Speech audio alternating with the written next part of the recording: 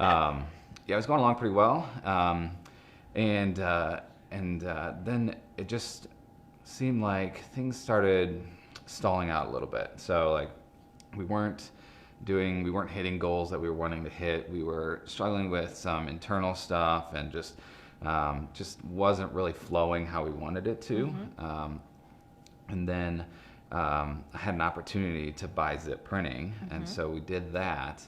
And kind of all in that process, there was just this like wanting to hold on to what I had created in the past. You know, this company that we had built up, and me really wanting to just, you know, cling to it basically, like because it was a good thing. I mean, it really was. So, so I really wanted to hold tight onto that, and we just, through a lot of prayer and conversations and talking to people who are much wiser than I am, you know, especially God, it just ultimately came like, we need to just let this go.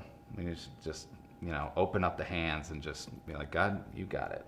Like, because what do you want to do with this? It's not mine. You gave it to me, so you want to take it back. Okay, take it back. Yeah. That's hard. Yeah, it was.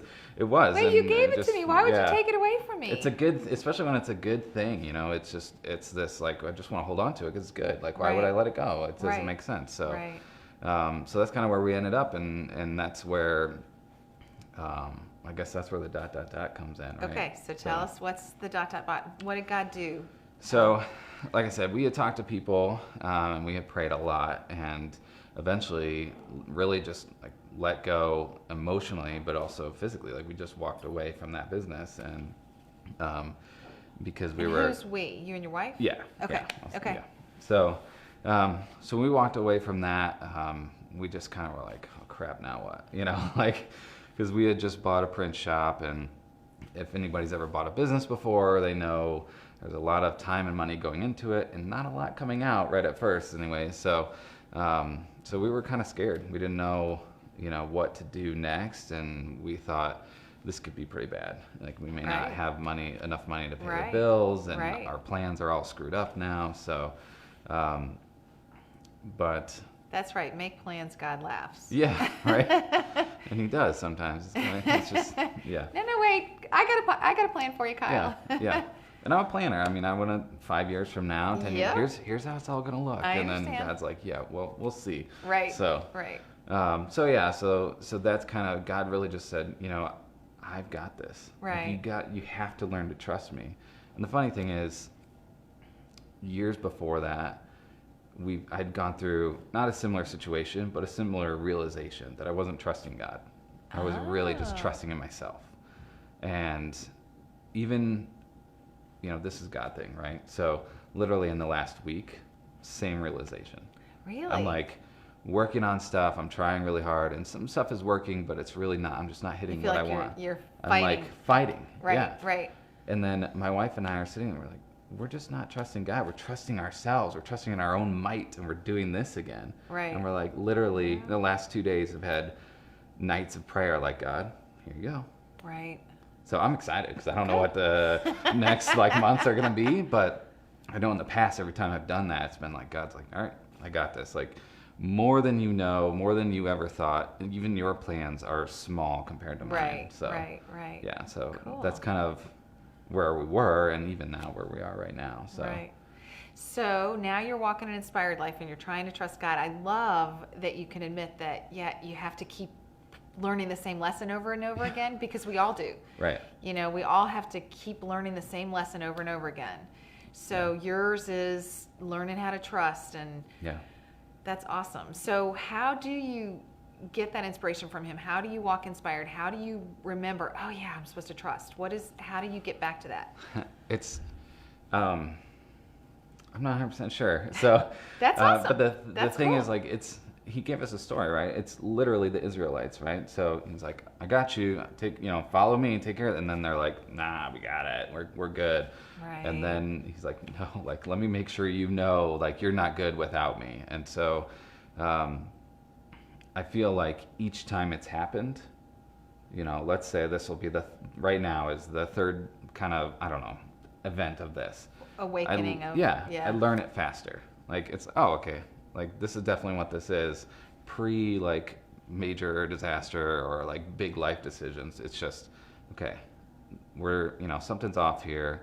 This is what it is. And changing our mindset and just constantly humbling ourselves and saying, God, we've got to let you handle this, because I don't know what I'm doing. Like, right. So just trying to pay attention to that. And instead of, I just caught myself often like, okay, I need to do more. I need to work more. I need to put in more hours.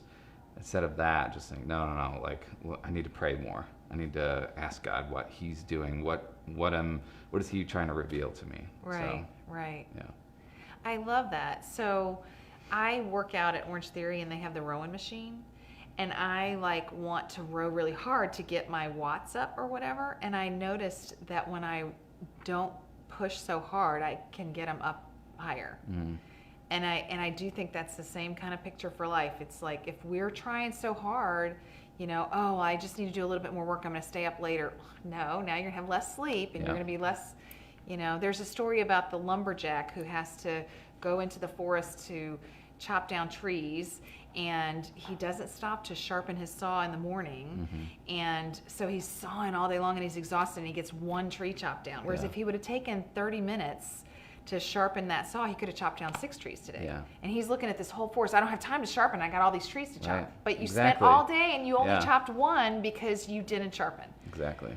So what do you do to sharpen? How do you sharpen your saw? It is when I can find that time to rest, mm-hmm. and pour into myself, mm-hmm. a little bit. Mm-hmm. And some of that is, the typical, just listen to a podcast or something like that, just rest and like learn something. Mm-hmm. But at the same time, it is also more of like disconnecting from it all, mm-hmm. and just going back and, spending time with my family, and just gotta be disconnected and not think about it, at least for a little bit. And, mm-hmm. That really can help quite a bit. That's awesome. Very cool. Well, thanks for sharing. I really appreciate you being here. So Facebook, if you would like to connect with Kyle and ask him questions about, disconnecting and, just talking about trusting God, I know that he would be happy to have coffee with you. So you can message us here. You can check out Zip Printing, and that's where we get our printing done. So you can do that. And I just thank you for sharing. And if you know somebody else too that needs to sit on the red couch and talk about how and why they follow God and how they try to trust God, we'd love to share their story too. So message us for those things too. So thanks for watching Facebook. You guys have a great weekend. Bye-bye. Yes, we have.